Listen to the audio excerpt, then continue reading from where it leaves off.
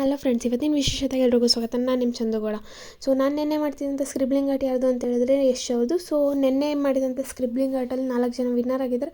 So ಅವ್ರಿಗೂ ಕೂಡ ನಾನು ಪರ್ಸ್ನಲಾಗಿ ಮೆಸೇಜ್ ಮಾಡಿದ್ದೀನಿ. ಸೊ ಇವತ್ತೇನಾದ್ರು ನೀವು ಈ ವಿಡಿಯೋನ ನೋಡ್ತಿದ್ದೀರಾ ಅಂತ ಅಂದರೆ ಬೇಗ ನನ್ನ ಮೆಸೇಜ್ಗೆ ರೆಸ್ಪಾನ್ಸ್ ಮಾಡಿ, ಹಾಗೆ ನಿಮ್ಮ ಸರ್ಪ್ರೈಸ್ ಗಿಫ್ಟ್ನ ನೀವು ಬೇಗ ಕಲೆಕ್ಟ್ ಮಾಡ್ಕೋಬೋದು ಅಂತ ಹೇಳ್ತಾ ಈ ವಿಡಿಯೋನ ಸ್ಟಾರ್ಟ್ ಮಾಡ್ತಿದ್ದೀನಿ.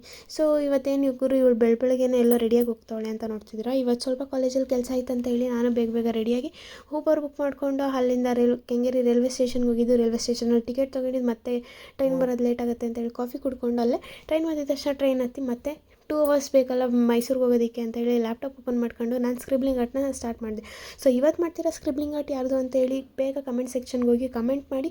ಸೊ ಯೂಟ್ಯೂಬಲ್ಲಿ ಯಾರ್ಯಾರು ನೋಡ್ತಿದ್ದೀರಾ ಅವರು ಆದಷ್ಟು ಇನ್ಸ್ಟಾಗ್ರಾಮಲ್ಲಿ ಬಂದು ಕಮೆಂಟ್ ಮಾಡೋದಕ್ಕೆ ಅಂತ ಟ್ರೈ ಮಾಡಿ. ಇನ್ಸ್ಟಾಗ್ರಾಮ್ ಲಿಂಕ್ ಕೂಡ ನಾನು ಡಿಸ್ಕ್ರಿಪ್ಷನ್ನಲ್ಲೇ ಹಾಕಿರ್ತೀನಿ. ಸೊ ನೆನ್ನೆ 4 ಮೆಂಬರ್ಸ್ ವಿನ್ನರ್ ಆಗಿದ್ದಾರೆ. ಸೊ ಅವ್ರ ವಿನ್ನರ್ಸ್ ಲಿಸ್ಟಲ್ಲಿ ನೀವು ಕೂಡ ಬೇಗ ಜಾಯ್ನ್ ಆಗಿ ಅಂತ ಹೇಳ್ತಾ ಈ ವಿಡಿಯೋನ ಕಂಟಿನ್ಯೂ ಮಾಡ್ತೀನಿ. ಅಂತೂ ನಾನಂತೂ ಕಾಲೇಜ್ಗೆ ಹೋಗಿ ರೀಚ್ ಆದೆ.